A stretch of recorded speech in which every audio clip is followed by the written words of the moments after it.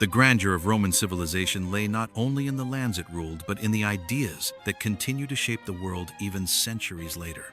Born from legend, Rome quickly transcended being merely a city. By basing its power on systems rather than individuals, it developed an unparalleled approach to governance in history. Hundreds of concepts we still use today, from law to urban planning, from state administration to bureaucracy, first came to life with Rome. In this video, starting from Rome's legendary founding, we will examine step by step how the Republic rose, why it collapsed, and the structure of the imperial order that brought both stability and deep contradictions to Rome. In this long journey of Roman civilization from a city to an empire, we will witness together a 2,200-year adventure spanning from the extraordinary stories of emperors like Caligula and Nero to Constantine's relocation of the capital to Istanbul, from Rome's division in two to its long legacy that continued with Byzantium. Chapter 1. The City Born from Legend. Rome's birth begins with a legend. According to the narrative, Mars, the god of war, has two sons with Rhea Silvia, granddaughter of the king of Alba Longa, Romulus and Remus. They are thrown into the raging waters of the Tiber River by their uncle who usurped the throne. However, fate offers them life, not death. Found by a she-wolf at the riverbank, the twins are nursed by the mother wolf and manage to survive. Years pass. The two brothers, now grown and strong, decide to found a city on the land where they were found. But unfortunately, the lust for power prevails over brotherly love, and Romulus kills his brother Remus during an argument. Thus, in 753 BC, in the shadow of a fratricide, one of history's greatest civilizations is born and takes its founder's name, Rome. This story is not just a fantastic beginning, it is actually a brief summary of Roman history. It contains within it three fundamental themes that would mark Rome's millennia-long adventure: a relentless power struggle, a merciless environment of conflict, and the instinct to survive under all circumstances. Rome, even in its legend, is kneaded with blood and tragedy. So, how did this small city, built on such a bloody foundation, continue its path with what kind of governance and transform into a world power? Chapter 2. Rome's Three Ages. To understand Roman history, one must know the three great transformations it underwent: kingdom, republic, and empire. What made Rome great was not only the lands it conquered, but also its ability to manage these fundamental transformations. Everything begins with the kingdom period, which lasted approximately 200 years, and during which 7 kings ruled. During this period, Rome was still a small city-state, not yet expansionist, keeping to itself. However, this kingdom was not an absolute monarchy where kings had unlimited power. The Council of Elders and the people also had a say in governance. This balance was planting the first seeds of Rome's future political structure. The republic that followed the kingdom was the real power that transformed Rome into a global actor. The Republican period carried Rome beyond the Italian peninsula and made it the master of the Mediterranean. So, what was the secret behind this incredible expansion? Chapter 3. The Rise of the Republic. The Power of the System. What truly made Rome powerful was not so much its regular and well-equipped armies as the system it established. Conquests were made with armies, but lasting dominance in conquered territories was achieved thanks to this established order. There were 3 fundamental elements that formed this system. The most important were the legions. The Roman army didn't consist solely of fighting soldiers. Disciplined and organized legions served as pioneers of order wherever they went. As soon as the war ended, they would build roads, bridges, and fortresses, ensuring security and logistics in conquered lands. They were the first engineers carrying Roman civilization to conquered places.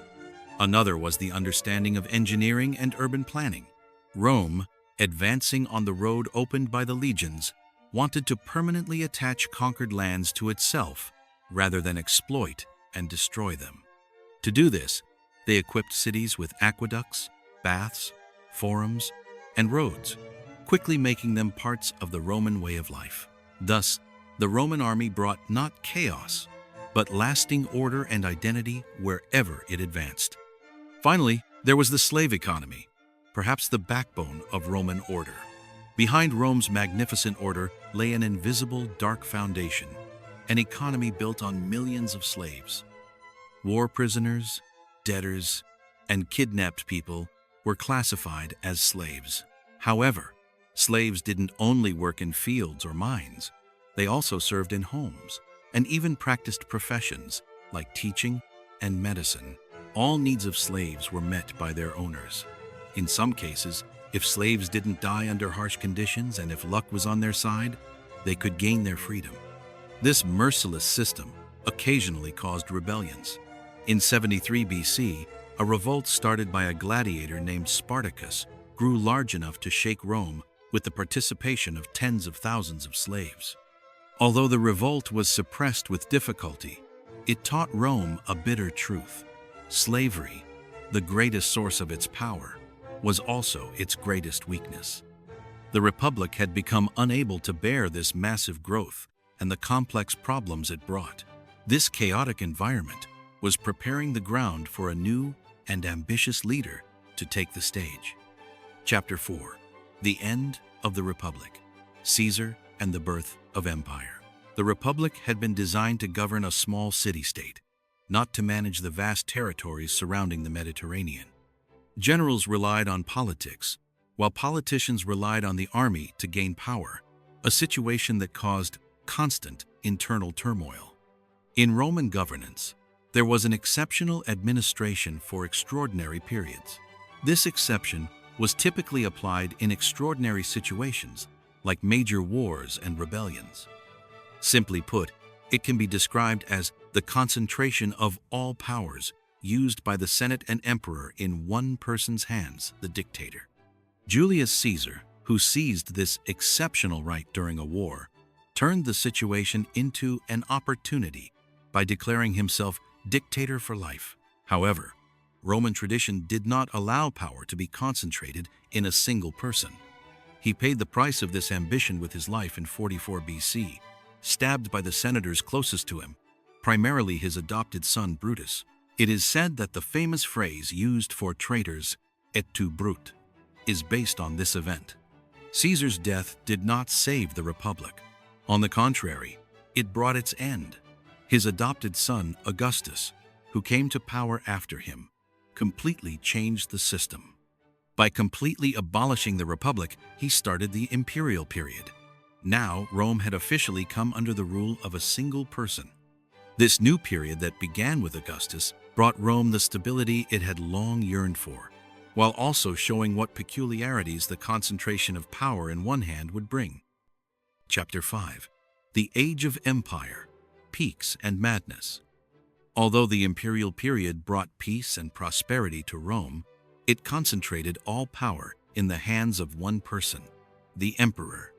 However, the system Rome established was so solid that even the worst, most incompetent, insane emperors couldn't destroy it.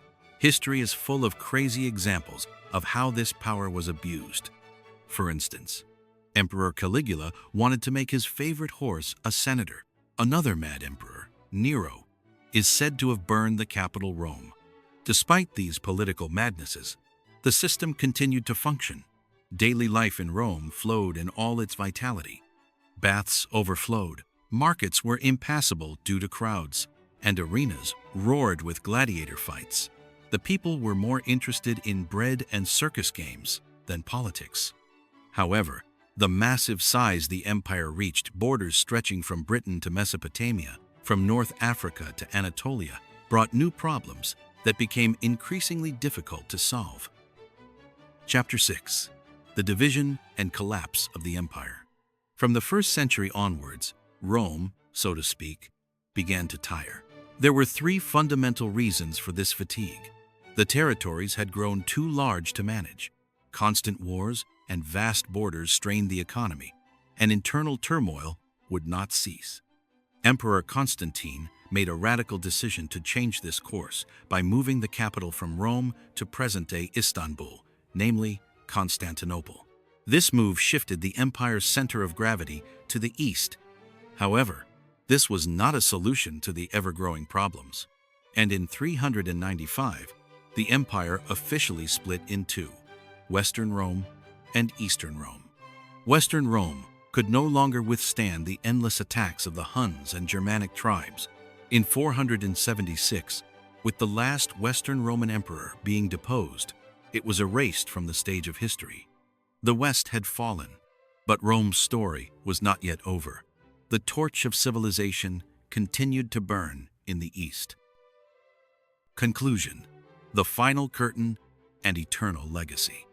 After the fall of the West, the Eastern Roman Empire, or Byzantium, continued its existence for approximately another 1,000 years. However, it too gradually shrank and weakened.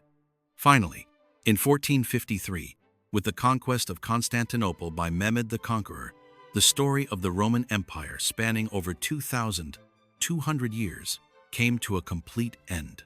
Rome had been physically destroyed, but its legacy never disappeared. Law, state administration, military organization, and urban planning, the foundational stones of modern Western civilization, are Rome's eternal legacy. Rome fell, its cities were plundered, and its emperors forgotten, but the order and ideas it established continue to live among us even today. If you enjoyed this video, don't forget to subscribe and like the video. Don't neglect to turn on notifications for new discoveries and historical secrets. Your views and suggestions are very valuable to me. I await your comments.